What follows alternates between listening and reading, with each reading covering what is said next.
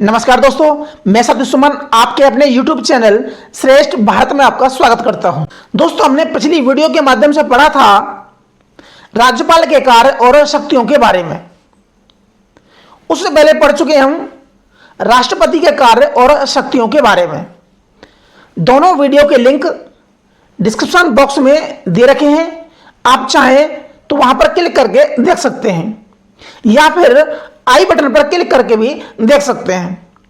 आज इस वीडियो के माध्यम से जानेंगे हम भारतीय न्याय संहिता की धारा 31, 32 और 33 के बारे में।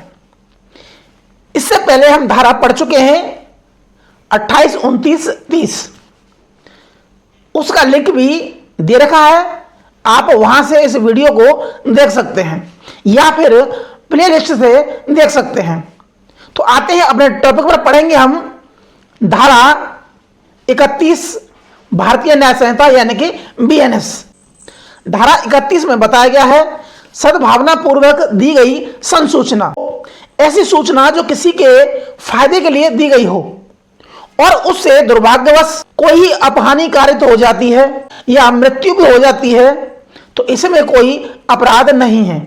इसमें जो मेन पॉइंट है वो है सद्भावना पूर्वक, यानी कि कोई सूचना सद्भावना पूर्वक दी गई और उससे दुर्भाग्यवश कोई अपहानि कारित हो जाती है और ऐसा करना उसका कोई आशा नहीं था, तो यह कोई बात अपराध नहीं है।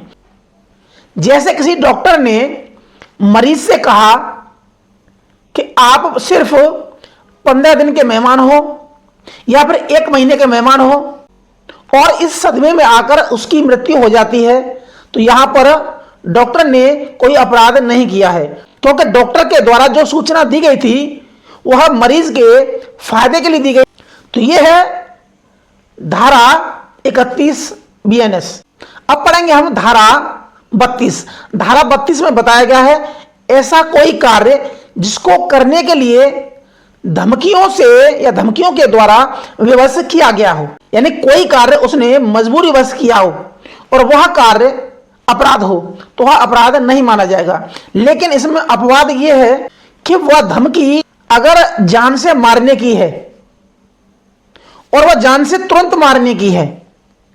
एक तो होता है कि भाई तुमने अगर फलाने का गेट नहीं खोला तो मैं तुम्हें परसों गोली से मार दूंगा, और उसने ऐसा करके गेट खोल दिया कि 3 दिन बाद मुझे जान से मार देगा, तो इस धारा में कोई लाभ नहीं मिलेगा।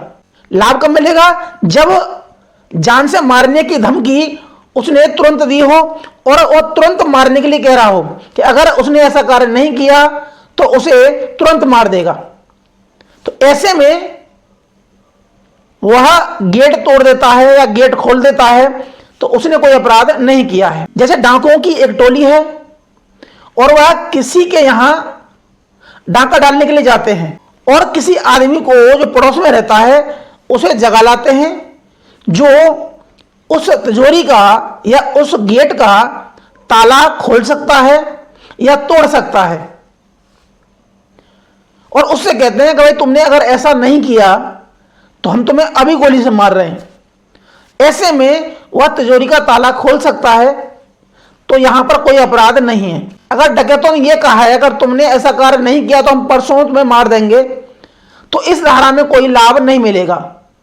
लाभ कब मिलेगा?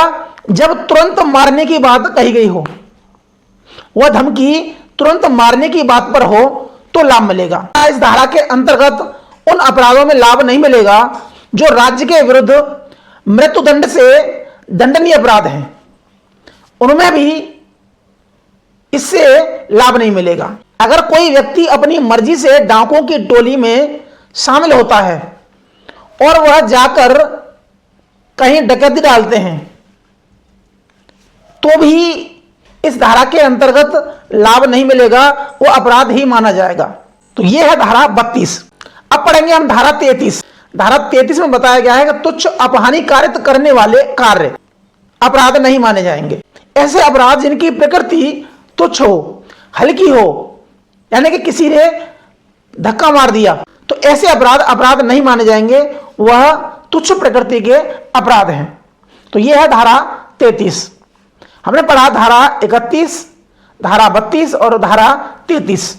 तो आज के लिए सिर्फ इतना ही, मिलते हैं हम अगली वीडियो में, तब तक के लिए नमस्कार।